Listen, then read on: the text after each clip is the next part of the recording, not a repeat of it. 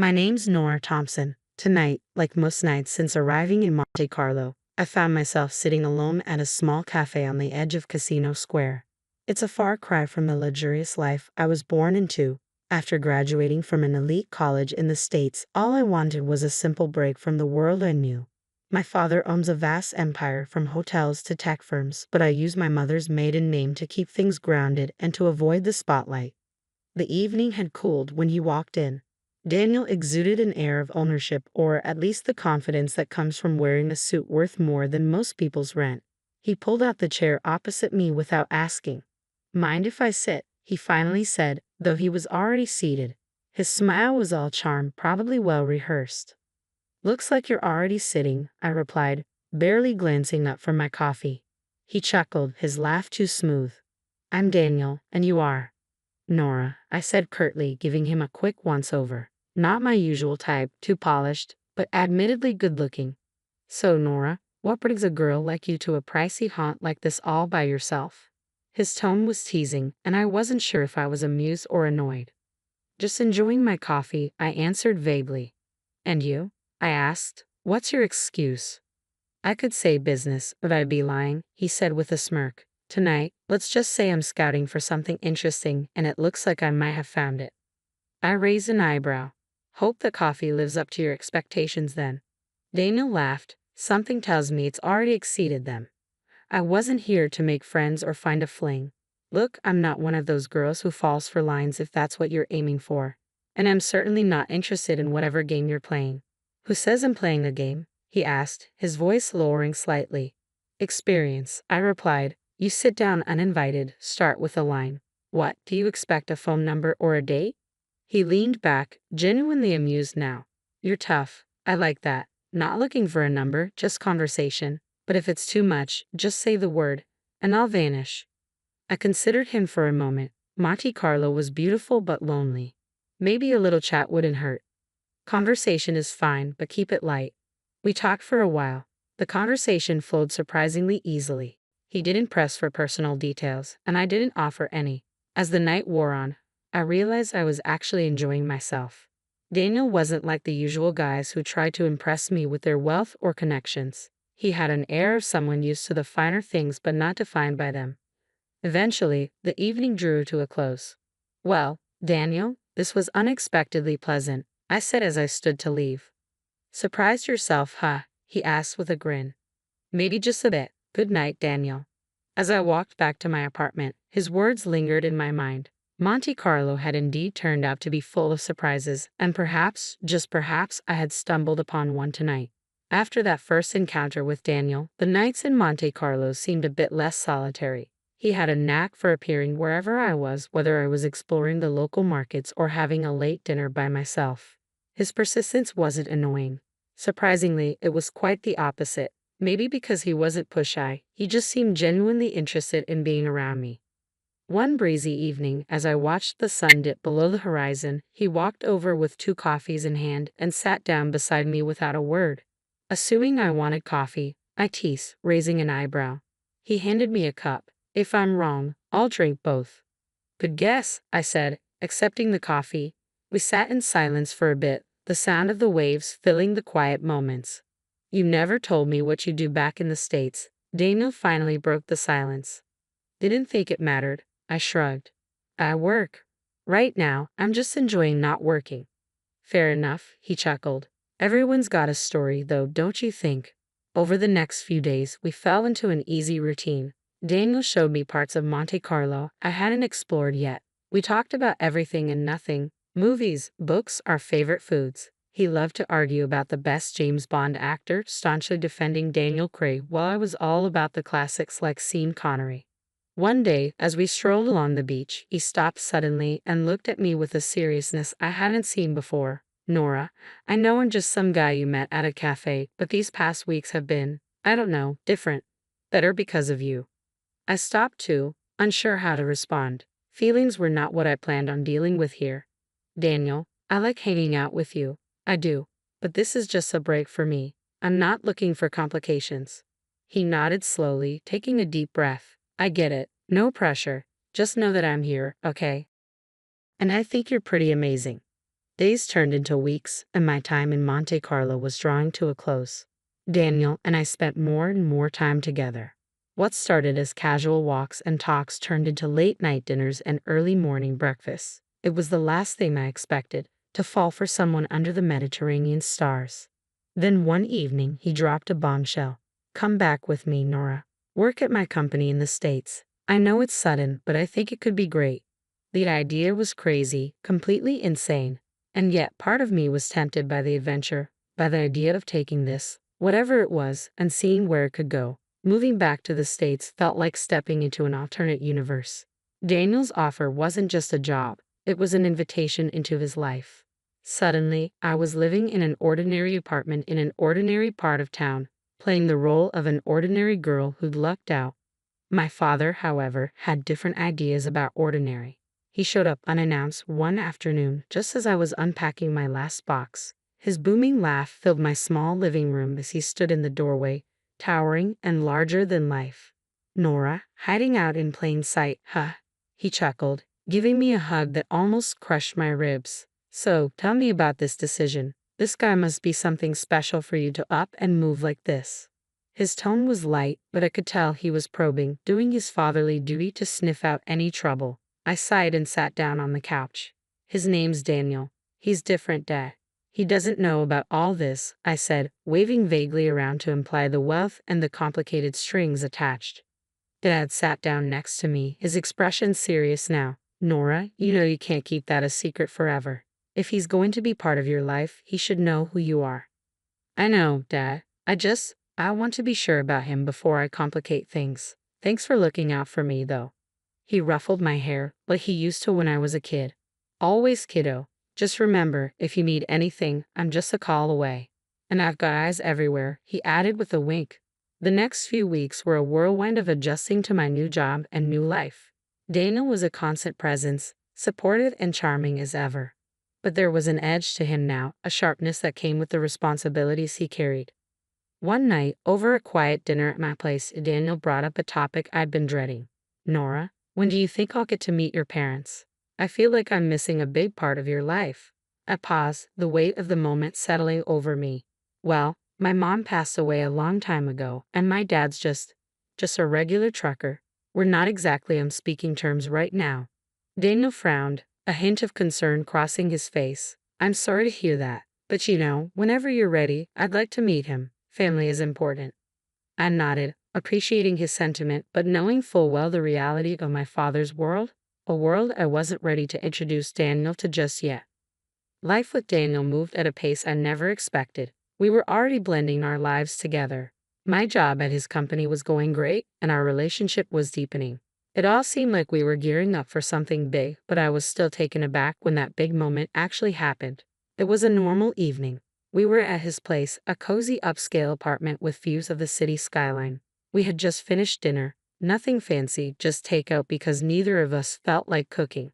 We were sitting on the couch, a documentary about ocean life playing in the background, the kind you watch but don't really watch. Daniel turned to me, his expression more serious than the situation called for. He took my hand, and suddenly, I felt my heart race as Daniel took a deep breath. "Nora," he began, his voice steady but tinged with emotion, "I've been thinking a lot about us, about everything we've been through, and everything I want for our future." I nodded, my throat suddenly dry. "Yeah? I love you, Nora. I love everything about you, and I can't imagine my life without you." He paused, swallowing hard, his nervousness palpable. "That made two of us. I want to be with you always. Will you marry me?" Just like that. No kneeling, no ring box, just straightforward and genuine, just like Daniel. I barely hesitated before replying, "Yes." The word rushed out almost as a relief. "Yes, I will." His face lit up with that wide, infectious grin that had won me over from the start.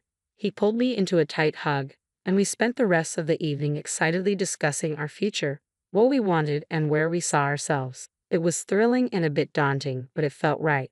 The next challenge was telling my dad. I anticipated him being pleased, but his response was lukewarm at best. "Nora, I want nothing but your happiness," he said, his voice heavy with concern. It was thrilling and a bit daunting, but it felt right. The next challenge was telling my dad. I anticipated him being pleased, but his response was lukewarm at best. Nora, you know I want nothing but your happiness, he said, his voice heavy with concern. But are you sure about this? It's all happening so fast. I'm sure, Dad. He's a great guy. You'll see. I tried to sound more confident than I felt. He sighed. All right, but promise me you'll sign a prenuptial agreement, just to be safe. The word prenuptial didn't scare me. It was just another part of the modern marriage package, especially with someone who had as much to lose as I did, even if Daniel didn't know the full extent of it. Of course, Dad. We'll handle it, I assured him. Good then, and Nora, I won't be at the wedding. I don't want to spoil your story about being a simple girl. Next came the introduction to Daniel's mother. Her reception was icy from the start. During dinner at their family home, she scrutinized me with a look that could freeze the room. Daniel, are you sure about this girl? She doesn't seem like a fit for our family, she remarked bluntly. Daniel tried to smooth things over, but his mother was relentless. A prenuptial agreement is non-negotiable, she insisted. I agreed without hesitation, knowing it would ease some of the tension. Absolutely, I wouldn't have it any other way. Later, we formalized the terms with a lawyer present. Despite these hurdles, our wedding in the Maldives was breathtaking. Standing beside Daniel with the ocean whispering behind us and the sand beneath our feet, I felt a surge of hope. It was just us, our love, and a future we were ready to shape together. Despite the rocky start with family expectations, married life began better than I could have hoped. Daniel and I settled into our new house, a beautiful place with more space than we'd ever need. It was supposed to be the start of our perfect life together. I threw myself back into work, determined to prove that I was more than just the boss's wife. My role at the company had always been challenging, but now there was an added layer of expectations. I was not only managing projects but also involved in key decision-making processes. Initially, Daniel seemed proud. He'd introduced me in meetings with a hint of pride in his voice. This is Nora, my wife and our project lead. But as the months passed and the projects I led brought in significant profits, boosting the company's profile, something in Daniel began to shift. It was subtle at first, a comment here, a slight remark there. One evening, as we sat down for dinner, he brought it up. Nora, you're doing great at work. Maybe too great, he said, his voice strained. I looked up from my plate, puzzled. What do you mean, too great? Isn't that good for the company? It is, he admitted, pushing his food around on his plate. But the guys are starting to say it's turning into the Nora show over there. His words stung. Isn't that a bit unfair? I thought you'd be happy that we're doing well. I am happy, he said, though his tone was uncertain. But it's a lot. You know, everyone's always talking about you, about how you handle things. It makes me wonder. The conversation marked the beginning of a series of challenges between Daniel and me. As the business grew, so did the strain in our relationship. Daniel's once supportive demeanor was now tinged with resentment. I couldn't comprehend why he was upset. Wasn't he the one who had encouraged me to take on more responsibility in the first place? Things took a turn for the worse when his mother came to stay with us for a few weeks. Her presence brought with it an old-world attitude that I had always managed to avoid. She made offhand remarks about my work, questioning how a wife could be so absent from home. You're always at the office, Nora. When do you have time to take care of your husband? She would say. I tried to shrug off her comments, aiming to keep the peace, but her words only deepened the growing rift between Daniel and me.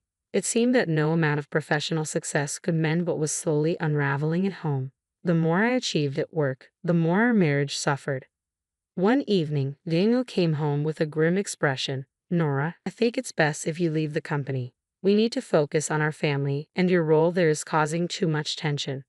Leave the company? But why? I've been contributing so much, I said, my voice a mix of disbelief and anger. It's for the best. You can focus on the house, maybe start that garden you've always talked about, he replied dismissively, as if he were deciding on something trivial rather than my career. The next day, I discovered that he had let go of all our household staff. Housekeepers, cooks, gardeners. It was all on me now. You wanted to be more involved at home. Here's your chance, he said coldly. I wasn't afraid of housework, but the way this was thrust upon me felt wrong. This wasn't the loving, caring man I had married. This was someone else, someone intolerant and controlling. His mother, who was still staying with us, seemed to relish the situation. It's good for a wife to focus on her home, she would say, smirking slightly whenever Daniel talked about my new role as a full-time housewife. As I adjusted to this unexpected turn in my life, I felt a deep sense of shame. A shame that I hadn't seen this coming. A shame to admit that maybe my father was right about Daniel. When Daniel suggested a trip to Monte Carlo to rekindle what was left of our spark, I was hesitant but hopeful. That hope quickly faded when his mother announced she would join us. "It's been ages since I've traveled," she declared loudly, as if it were a decree that couldn't be opposed. Daniel welcomed her with open arms, never considering my feelings. We rented a small house in Monte Carlo, charming but costly, and it quickly became my prison rather than a retreat. From the start, Daniel and his mother treated the city as their playground. They rented luxurious cars, visited exclusive boutiques, and dined at the finest restaurants, while I was left to manage the household. They demanded home-cooked meals, reducing me to little more than a servant in our holiday home, cooking and cleaning while they enjoyed the city. As days passed, Daniel's mother's comments grew sharper, her tone more venomous.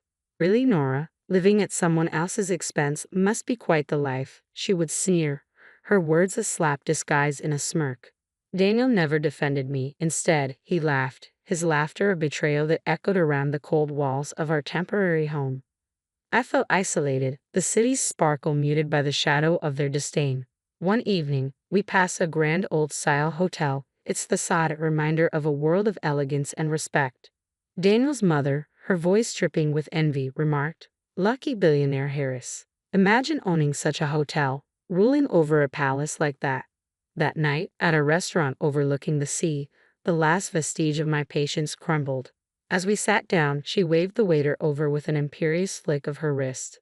"For Nora, the cheapest dish will do. No need to spoil her with extravagances she doesn't deserve," she declared loudly enough for the nearby tables to hear.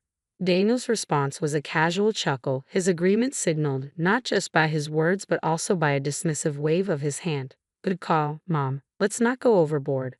Humiliation washed over me like the waves crashing on the rocks below. I rose from my chair, the clatter of the sea echoing my turmoil. Facing them both, my voice steadied but louder than I intended. I said, "I will not tolerate this any longer."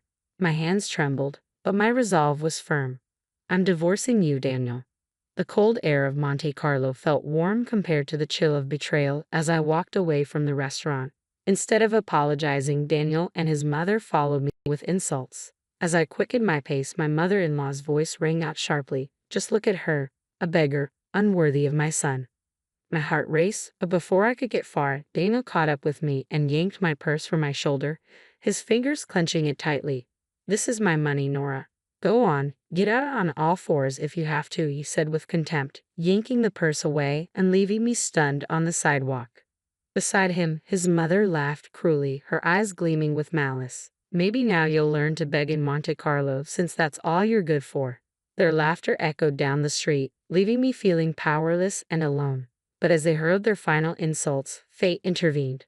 We were near the grand old-style hotel Daniel's mother had earlier envied. Pointing to the hotel, she sneered, "Maybe they'll let you in as a beggar." At that moment, the hotel's gates opened and a guard appeared, his face lighting up with recognition. "Miss Harris," he called out warmly, walking over with a respectful salute. The shift in the atmosphere was palpable. Daniel and his mother's expressions changed from satisfaction to confusion. The guard smiled broadly. "Your father told us you might come by. Please, this way. The best room is always reserved for you." Daniel's mother paled, her earlier bravado crumbling. "Harris?" "As in the billionaire Harris," she stammered, her voice faltering. Ignoring them both, I walked towards the guard, my posture straightening. "Thank you, Pierre," I said, my voice calm and collected. Inside, I felt a mix of relief and vindication. Behind me, Daniel's pleas began in a desperate tone. "Nora, please, I didn't mean it." His mother, not to be outdone, shouted past her son, "Perhaps we could come in for a drink at least." I didn't look back. Entering the hotel, the doors closing behind me felt symbolic, shutting out the chaos of my old life. Pierre escorted me to the reception, where the staff greeted me with the respect due to the daughter of their employer. The flight back to the United States was long, giving me ample time to contemplate my next steps. By the time I landed, my resolve had solidified like the city sidewalks, unyielding and steadfast. The following day, I found myself in the office of a reputable lawyer, papers spread out like a battle map. During your tenure at the company, it appears your husband failed to pay you bonuses owed for the multi-million-dollar deals you close, the lawyer pointed out, his tone a mix of surprise and indignation. That sounds about right, I sighed, reflecting on the countless hours I'd devoted to the company and the success I had driven. We're suing for $3 million. The courtroom was cold and sterile, a stark contrast to the heated glares Daniel shot across the room as he fumbled through his defense. The man I once loved looked pitiful. When the verdict came, awarding me $3 million, Daniel's face crumpled. Outside the courthouse, he made one last plea. Nora, everyone's laughing at me. I messed up. Can we start over? His words might have tugged at my heartstrings once, but that time had passed. You only missed the money, Daniel. Maybe listen less to your mother next time, I said, my voice sharp against the crisp air. I turned and walked away, the sound of my heels on the pavement marking the end of that chapter. Returning home, I faced my father. The air between us was thick with unspoken words until I broke the silence. Dad, I should have listened to you. He wrapped me in a warm, forgiving hug. You had to learn on your own. Now you know, and knowing is half the battle.